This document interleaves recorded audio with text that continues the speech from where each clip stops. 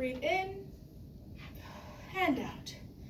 Pretty easy, right? So easy that you don't even think twice about it. Now imagine you wake up one morning and you're struggling to do the very thing that you found easy last night. What's wrong with me, you may ask? All I had was a simple cold. You go downstairs and tell your parents and they rush you straight to the hospital. And the doctor utters the one word everyone fears: polio. The doctor then takes you into a room filled with huge robot-like contraptions and he places you in one. And you are able to breathe without doing a single thing. You, like many others in the polio epidemic, are in an iron lung. The iron lung, although archaic, was a huge medical advancement for its time, as it helped people when they thought they could not breathe or live no longer.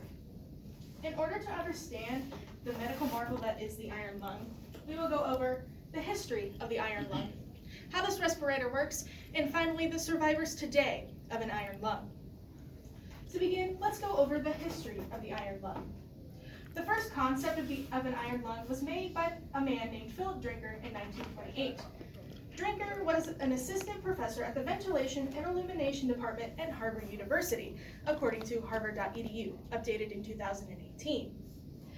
How this came to his mind was Drinker was doing one of his usual jobs, which was lowering the air condition in one of the prenatal wards in one of the local children's hospitals.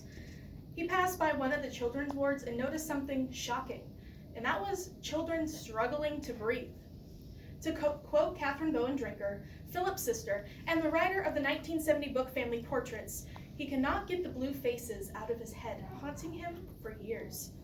Because of this, him and his assistant Louis Aguise decided to create a respirator to help these children. The first experiment of this respirator was on October 21st, 1928, at the St. Children's Hospital on an 8-year-old girl. Once the girl was placed into the iron lung that was made out of 2 vacuum cleaners, she was miraculously able to breathe, and Drinker became an overnight sensation. Although this is the only invention Drinker ever made, this landed him in the Inventors Hall of Fame. His original respirator could hold a man up to 6'4" and 225 pounds. A decade later, a man by the name of John Emerson decided to enhance Drinker's model.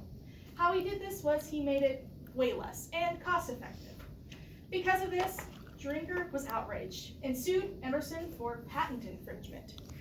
During the trial, Emerson questioned Drinker's own ownership of his machine, saying that he had devices in his machine that had been patented since the 1800s. He's also quoted saying that medical machines that help save people's lives should not be patented. In the long run, Drinker lost his case. Not only that, he lost ownership to his own machine. Although in the long run, this was not great for Drinker, we now have the widespread use of life-saving machines in one of the worst epidemics in American history. Now that we understand the history of the iron lung, let's go over how exactly this respirator works. For reference, I will be using the Emerson respirator, as this is the one most commonly seen and the one used during the polio epidemic. The iron lung had 2 light switches, one to see inside the motor and one to see inside the chamber to see the patient. The one thing that's different with the Emerson respirator, as opposed to the Drinker respirator, is that there was ports on the sides to access the patient without exposing them to the outside world. At the top, there was a gauge that measured how many breaths per minute a patient took, which was usually 12 to 20. The one thing that's different with the iron lung, as opposed to the ventilators of today, is that the iron lung uses negative pressure. How the iron lung works is if the pressure in the chamber is less than the pressure inside the lungs would then seek to expand, acting like a vacuum force. This causes the patient to inhale, and vice versa for exhaling.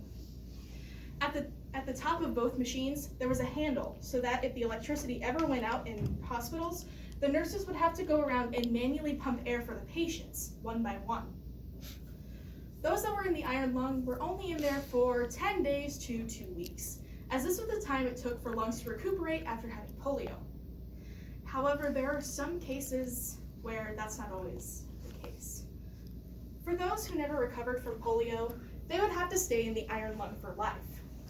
According to the Kansas City Star article, copyrighted December 21st, 2019, By 2004, about 15 people were still in an iron lung. But by 2014, only about 5. Out of those 5 people is a woman by the name of Mona Lillard. Mona Lillard contracted polio on September 21st, 1953, on her 5th birthday.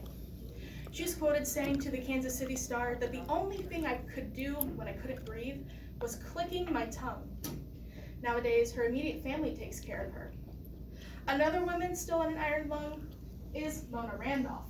Her story is a little bit different. When Jonas Salk invented the polio vaccine back in 1955, she was told that she didn't need to receive it, as adults typically did not get polio. Unfortunately, at 23 years old, she did contract polio. But fortunately for the gifted piano player, she was able to live without an iron lung up until the 1970s. Out of those still left in an iron lung, the most famous is a man by the name of Paul Alexander. According to a Dallas News article,